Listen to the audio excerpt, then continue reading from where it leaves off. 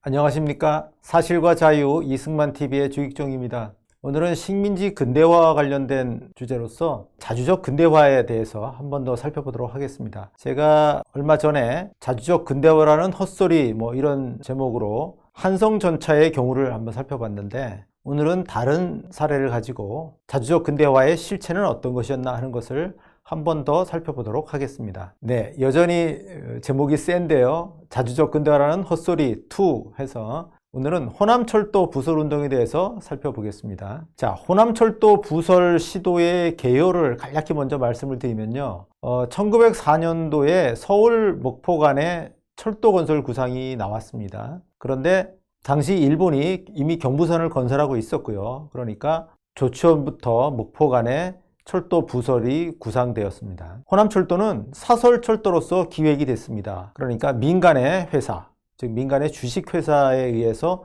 건설되는 것으로 그렇게 추진이 됐고요. 대신 정부가 좀 후원을 하는 걸로 그렇게 잡혔습니다. 그리고 전현직 관료들이 이 회사의 사장이라든가 또는 임원으로서 이 회사의 업무를 주도를 했습니다. 물론 성사되지는 못했고요. 그러면 조선 말 또는 대한제국기에 철도 부설이 어떻게 되었는지에 대해서 먼저 좀 살펴봐야 하겠습니다.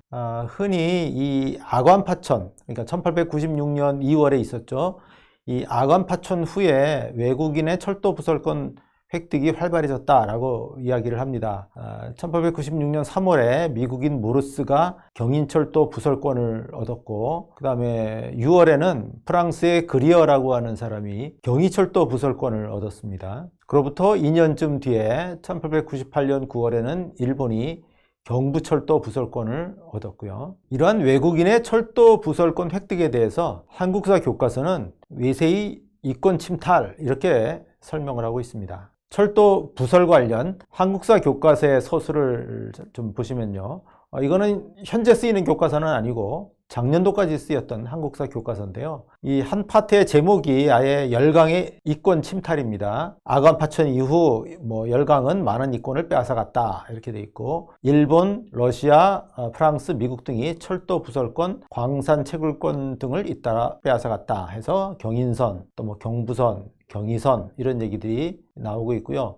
이 지도에 보면은 무슨 삼림 채굴권도 있고 경원선 부설권, 경의선 부설권, 경인선 부설권, 경부선 부설권 이렇게 해서 열강이 우리나라의 이권을 침탈해 간 것으로, 강제로 빼앗아 간 것으로 그렇게 서술을 했습니다. 그러나 외국인의 철도 부설권 획득은 단순히 외세의 이권 침탈 이렇게만 볼 수는 없습니다. 그 이면에 뭐가 있냐면요. 고종의 이권 매각이 있어요. 그러니까 외세가 이권을 획득하는 것은 동시에 고종이 이권을 매각한 것이기도 했다는 겁니다. 말하자면 동전의 양면처럼. 동전의 양면은 항상 같이 다니잖아요. 그러니까 같이 다니되 한쪽 면이 위로 나오느냐 밑으로 나오느냐 이런 차이가 있을 뿐이고요. 어쨌든 같이 다니는 건데 마찬가지입니다. 외국인이 철도 부설권을 얻는다고 하면 그거는 고종이 상당한 대가를 받고 이권을 넘겨준 것이다 이런 얘기예요. 이 경인철도 부설권 그리고 경기철도 부설권 모두 10만 달러의 돈을 고종이 받고 외국에 부설권을 넘겨준 겁니다. 그래서 이를 단순히 외세의 이권 침탈 이렇게만 볼 수는 없다고 하는 것이고요. 자, 그런데 경인선이든 경의선이든 이렇게 철도 부설권을 주고 나면 그 후에 따르는 문제가 사실은 더 커요. 무슨 말이냐면 철도를 부설을 하려면 철로 용지를 수용을 해야 되지 않습니까? 예를 들어서 서울부터 부산까지 가는 철도라고 하면 약 428km인가요? 그 정도의 긴 거리에서 철로와 그 양옆으로 상당한 면적의 용지를 수용을 해야 됩니다. 이게 간단한 문제가 아니에요.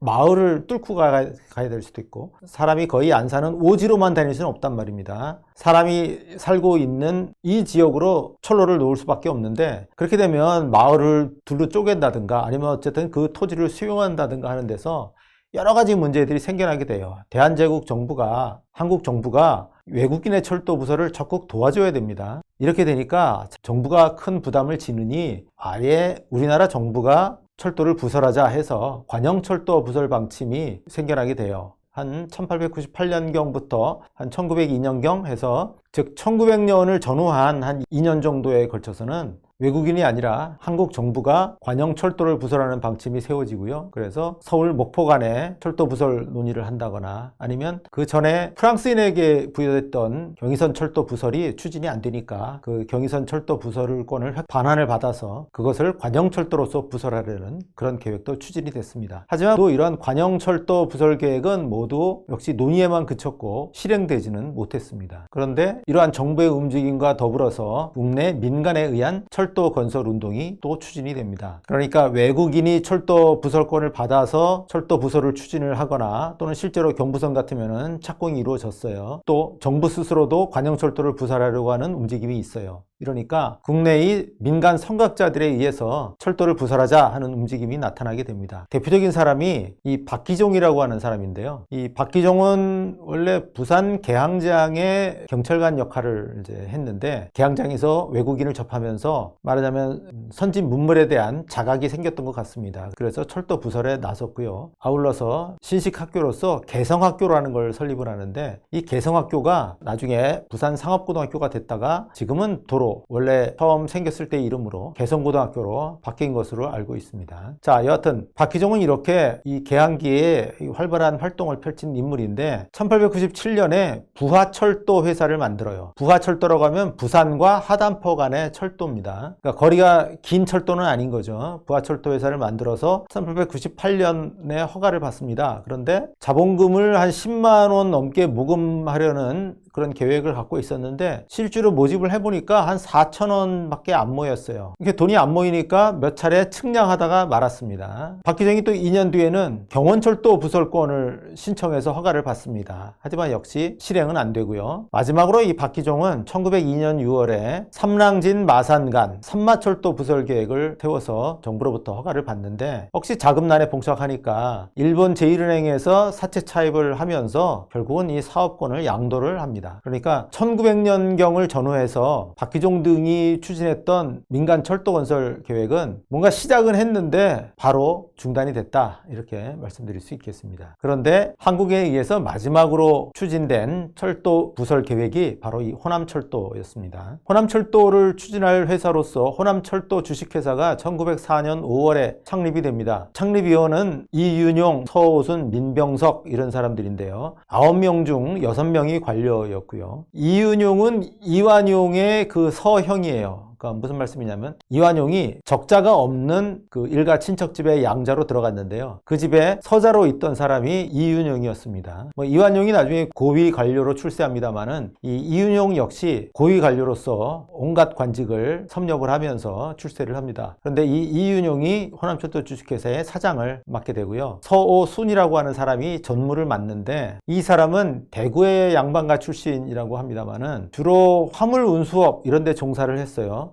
대한용달회사 이런 회사를 통해서 화물 운수업에 종사를 했고 그러다가 서북철도 회사를 창립하기도 했었고 이제 호남철도 회사를 창립하게 된 겁니다. 그러니까 실제 호남철도 부설 사업을 추진한 사람은 서오순이라고 하겠습니다. 호남철도 주식회사는 1904년 5월에 설립이 됐는데 한 달 뒤 6월 달에 서오순에게 경성 목포 간의 경목철도 부설권이 허가가 됩니다. 그런데 맨 모두에 말씀드린 것처럼 이미 경부철도가 건설되고 있었고요. 그러니까 실제로는 조치원부터 목포 간의 노선을 부설하는 것으로 그렇게 추진이 됐습니다. 자, 호남철도 부설 운동은 4년간 한 3단계에 걸쳐서 추진이 됐습니다. 1904년 6월부터 1906년 11월까지는 1, 2차 측량 작업이 추진이 됐고요. 1906년 11월부터 1908년 2월까지는 한 1년 남짓 토목 작업이 추진이 됐고 그러다가 1908년 4월부터 그해 11월까지는 주식 모집 운동이 진행이 됐습니다. 그러니까 뭔가 순서가 좀 바뀌었죠. 원래 제대로 되려면은 먼저 주식을 모집하고 그 다음에 측량을 하고 토목 작업이 추진이 돼야 되는데 글쎄요, 뭔가 측량하고 토목 작업 한 다음에 주식 모집 운동은 좀 나중에 펼쳐졌습니다. 그 사정은 좀 다른 것 같습니다. 애초에 어느 정도 자금을 모아서 사업에 착수를 한 겁니다. 그래서 조치원과 강경 사이에 철도를 부설하겠다고 해서 측량을 한 겁니다. 이때는 경부선을 건설하던 일본인 기사를 빌려와서 그 기사에게 상당한 돈을 지불을 하고 이 측량 작업을 추진을 했습니다. 그런데 이때 주식 모집은 상당히 부진했고요. 이 두 번째 단계에서는 8개월 동안 이 토목 작업을 추진을 했는데 사실 문제가 토지를 매수하지도 않고 남의 땅에 그대로 철로를 놓겠다고 이 토목 작업을 추진을 했다고 합니다. 그러니 물론 제대로 진행될 수는 없었죠. 주식 모집이 여전히 부진하니까 1908년 4월에 가면은 주식 모집 운동을 펼치는데, 이때 주식 모집 운동은 전국 각지의 관찰사를 통해서 각 군에 할당을 해요. 각 군에서는 군수가 각 군 인민들한테 강제로 배정하는 것으로 그렇게 추진이 됐습니다. 그런데 사실 문제가 있지 않습니까? 호남철도에 주식을 사라고 국가 행정조직을 통해서 백성들에게 강제로 주식을 배정한다는 것은 문제가 있잖아요. 그러니까 당시 내부 대신 송병준이 그것을 중단을 시킵니다. 그렇게 해서 주식도 더 이상 모집할 수가 없게 되고, 호남철도 부설운동은 이 1908년 말쯤에 가서 좌절을 겪게 돼요. 이렇게 되니까 1909년 초에 가면 정부가 호남철도 사업권을 회수를 합니다. 물론 이때의 한국 정부는 명목상은 한국 정부지만 일본 통감의 통제 아래 놓여 있는, 사실상 일본이 통치하고 있는 그런 한국 정부죠. 그 한국 정부에 의해서 호남철도 사업권이 회수가 되고, 이 회사의 전무였던 서우순에게 사무 일체를 정리하도록 그렇게 시킵니다. 이후에는 이제 회사를 청산하게 되는데, 이윤용 등 창립위원이 돈을 낸 게 있는데, 좀 이따가 다시 말씀드리겠지만 이거는 주식 출자금이 아니라 대부금이었어요. 회사의 돈을 빌려준 거였습니다. 그러니까 이 대부금은 이자는 인정을 못 해주겠다 해서 원금만 지불을 합니다. 창립위원 이외의 사람들에게서 빌린 돈과 그 이자에 대해서는 합계 한 7만 5천 원 이렇게 해서 정부가 이 대금을 지급을 해주고요. 그 다음에 이 회사가 갖고 있던 사무소라든가 창고라든가 또 건물, 집기 이런 거는 이 회사의 업무를 그동안 쭉 추진해 온 공로자 서오순이 알아서 처분하는 걸로 그렇게 그에게 넘겨줍니다. 한일 병합이 곧 이루어지고, 그 이후에는 총독부가 순차적으로 대전에서부터 목포까지 개통을 시키는데 1914년 1월에 목포까지 다 개통이 이루어집니다. 자, 이제 호남철도 주식회사라고 하는 게 도대체 어떤 구조의 회사인가를 자금의 조달과 지출 이 면에서 살펴보도록 하겠습니다. 지금 표를 제가 제시를 했는데, 이 1904년부터 1908년까지 한 총 9만 원 정도를 조달을 했습니다. 그런데 이 돈은 성격이 뭐냐? 주식자금 납입액이 전혀 없어요. 그러니까 창립위원이 있고 창립위원들이 주주로서 얼마를 출자하겠다라고 약속을 했습니다. 그런데 실제 돈을 납입한 거는 0이에요. 이런 돈 납입하지 않았습니다. 이 9만 원은 뭐냐? 다 빌려온 돈입니다. 주주로부터 빌려온 돈이 있고, 그 다음에 주주 이외에 외부로부터 빌려온 돈이 있어요. 그래서 차입선은 창립위원이 곧 주주죠. 주주로 약정한 사람들입니다. 창립위원과 일본인들이 주로 돈을 빌려줬는데, 차입 총액이 92,510원인데 창립위원한테서 한 절반을 빌렸어요. 45,000원. 일본인에게서 25,000원을 빌렸고, 그럼 예를 들어서 사장인 이윤용이 27,590원을 빌려줬고 이완용은 5,000원을 빌려줬습니다. 그러니까 회사를 경영하는 대주주가 한 푼도 주식 대금은 납입하지 않고 회사를 상대로 돈을 빌려줬다는 얘기고요. 어떤 조건을 빌려줬느냐? 단기 고리대입니다. 차입 기간은 대개 6개월 안팎이고 이자율은 한 달에 약 3%, 때로는 4% 내지 5%, 1년으로 치면은 40%, 50, 60%까지 되겠죠. 복리로 계산을 해야 되니까요. 그러니까 단기 고리대 자금을 조달한 것이다 라고 하겠습니다. 그러면 이렇게 조달한 자금을 어떻게 썼느냐? 역시 1904년부터 1908년까지 9만 원이 지출이 됐는데, 제일 돈을 많이 쓴 쪽이 어디냐면 차입 원리금 상환이에요. 이 9만 원 지출한 것 중에 40% 가까운 돈이 차입 원리금을 상환한 겁니다. 실제 사업에 쓴 돈, 측량비라든가 토공비는 합해서 20%, 사무소가 필요하잖아요. 그럼 사무소 가옥비가 22% 이런 겁니다. 그러니까 호남철도 주식회사라는 걸 만들어서 철도를 건설한다고 했는데, 이 회사가 쓴 돈의 거의 40%는 차입 원리금을 상환한 거였고, 그렇다면 철도회사 설립자들은 자기 회사를 상대로 고리대 이자를 받은 셈이다 이런 얘기예요. 그러니까 원금이 43,830원인데 이자가 31,775원이었어요. 이 4년간 이만큼의 이자를 받았다 이런 얘기입니다. 그러니까 철도회사 설립자들이 자기 회사를 상대로 고리대 이자를 수취한 거, 이게 이 호남철도 주식회사의 실체였다 하는 겁니다.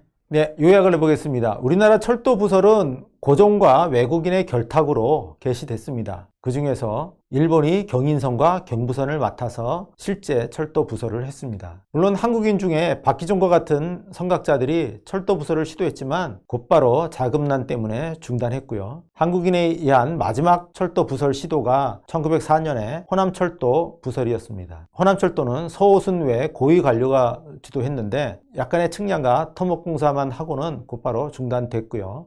이렇게 된 원인은 창립위원이나 회사 주주조차도 주식자금을 내지 않고 회사를 상대로 단기 대부, 고리대를 했기 때문이었습니다. 결국 호남철도는 무산이 됐는데 이렇게 호남철도가 무산된 것은 오로지 주체의 무능력 때문이었습니다. 지난 시간에 한성 전체의 사례를 살펴봤습니다만은 역시 무슨 자주적 근대화이겠습니까? 한국인 자력으로는 철도를 부설할 의사와 능력이 전혀 없었습니다. 흔히 이 송병준이 무슨 친일 인사라서 일본의 사주를 받아서 이 주식 무집을 중단시켜서 그래서 무산된 것이다, 뭐 이렇게 얘기를 하는 사람도 있습니다만은 이건 그야말로 소설에 불과합니다. 행정조직을 통해서 인민들한테 주식을 강제로 배정하는 식으로 주식 자금을 모아서 철도를 부설한다? 그것도 말이 안 되지 않습니까? 이렇게 본다면 대한제국이 스스로 근대화를 한다는 것은 그야말로 연목구호다라고 하지 않을 수 없습니다. 네, 오늘 여기까지 말씀드리겠습니다. 감사합니다.